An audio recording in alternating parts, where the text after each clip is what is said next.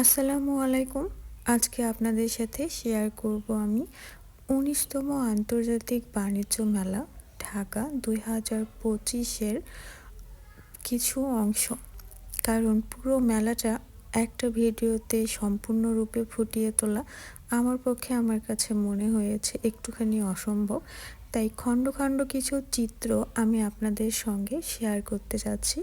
আশা করি আপনারা আমার সাথেই থাকবেন পুরো ভিডিওটা দেখার জন্য। প্রথমে আমরা এখানে এসে টিকিট কেটে নিই। টিকিট কাটার পর এখান থেকে এই যে প্রবেশপথ দেখতে পাচ্ছেন, এই যে আমার হাতে টিকিটটা চলে এসেছে। পরে আমরা সবাই মিলে মেলার ভিতরে প্রবেশ করার জন্য চলে যাচ্ছিলাম। পূর্বাচল ৩০০ ফিটের কাছে এই মেলা।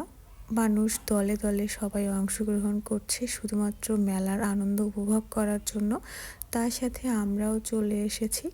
দেখি এই মেলার ভিতরে কী কী আছে।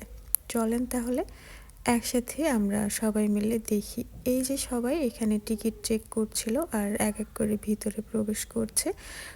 প্রতি বছর এই মেলার মধ্যে অন্যরকম একটা আমেজ আছে, কারণ প্রতিবার মেলার মধ্যে ভিন্ন রকম কিছু রাখার চেষ্টা করা হয়।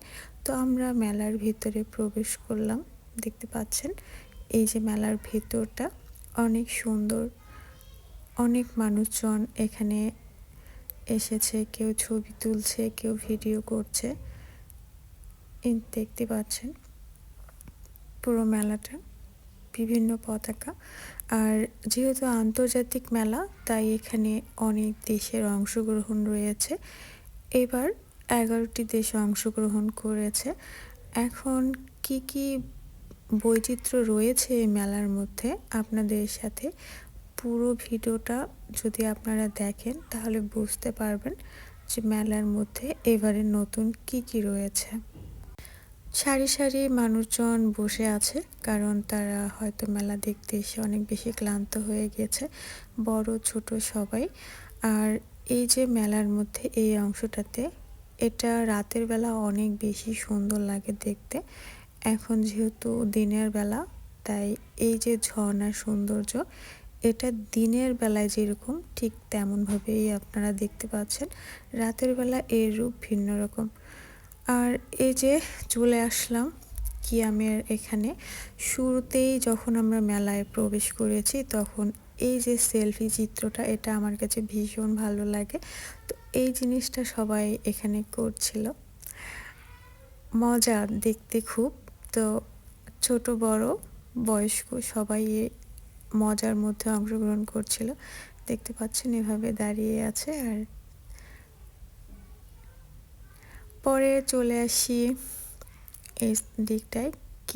আমরা পরে ঢুকবো, কারণ যা কিনবো নিয়ে বাসায় রওনা দিব। তাই এই অংশটা এখন আমরা স্কিপ করে গেলাম, কারণ জিনিসপত্র কিনে হাতে নিয়ে পুরো মেলা ঘুরে ঘুরে আনন্দটা নষ্ট করতে চায় না, তাই এটা পরে। আর এখানে দেখতে পাচ্ছেন বাংলাদেশের জেল কারাপণ্য, এটা হস্তশিল্প, অনেক সুন্দর। পরে যারা কেনাকাটা করার জন্য আসে, বিশেষ করে মহিলাদের প্রধান আকর্ষণ এই যে হাঁড়ি পাতিল, এটা আমারও অনেক বেশি পছন্দ। আর এখানে আরও আছে আচারের দোকান, স্যান্ডেলের দোকান, বাচ্চাদের খাবার, সব কিছু পাবেন এখানে। এইটা মেলা থেকে প্রথমে যখন ঢুকে প্রথমেই পাবেন এই দোকানগুলো। এখানে বাচ্চাদের জন্য যে খাবার আছে, আমি বাচ্চার মা, আমারও অনেক বেশি পছন্দ। তারপরে এখানে আচারের দোকানটা ছিল, আচারটা আমার খুব পছন্দ। রুটি বানানোর সরঞ্জাম থেকে শুরু করে রান্নাঘরের টুকটাক সব কিছু এই সাইডটা আছে। পরে আমরা এদিকে চলে আসি। দেখতে পাচ্ছেন এখানে একটা রেস্টুরেন্ট, কোকাকোলা। আর এটার ভিউটা অনেক সুন্দর। খুব সকালবেলা আসার কারণে একটু কম ভিড় মনে হচ্ছিল, মানুষজনের আনাগোনা। সেনাবাহিনীর যে সেনা কল্যাণ সংস্থা, এখানে ঢুকে যাই আমরা, দেখি কি কি রেখেছেন ওনারা। তো এই যে দেখতে পাচ্ছেন সবাই পরিদর্শন করছে, কারণ সেনাবাহিনী যারা আছেন তাদের প্রতিষ্ঠানটা অন্যরকম একটা আস্থার জায়গা, যেখান থেকে সেই আস্থার ভিত্তির উপরে এই জিনিসগুলো আমরা কিনে থাকি সচরাচর। কারণ আমাদের কোনো একটা বিশ্বাস আছে যে ওনাদের প্রোডাক্টগুলো অনেক ভালো হয়। তো এটা ছিল। পরে আমরা এখান থেকে বের হয়ে আমার চোখ আটকে যায় এই দৃশ্যটায়। এত মনোমুগ্ধকর একটা দৃশ্য। আমি দাঁড়ায় যাই এখানে, পানি লাগবে পানি। এই ব্যাপারটা মানে মেলার মধ্যে রেখেছে। আমি একবারে স্তব্ধ হয়ে গেছি এই জিনিসটা দেখে। খুবই ভালো লাগলো।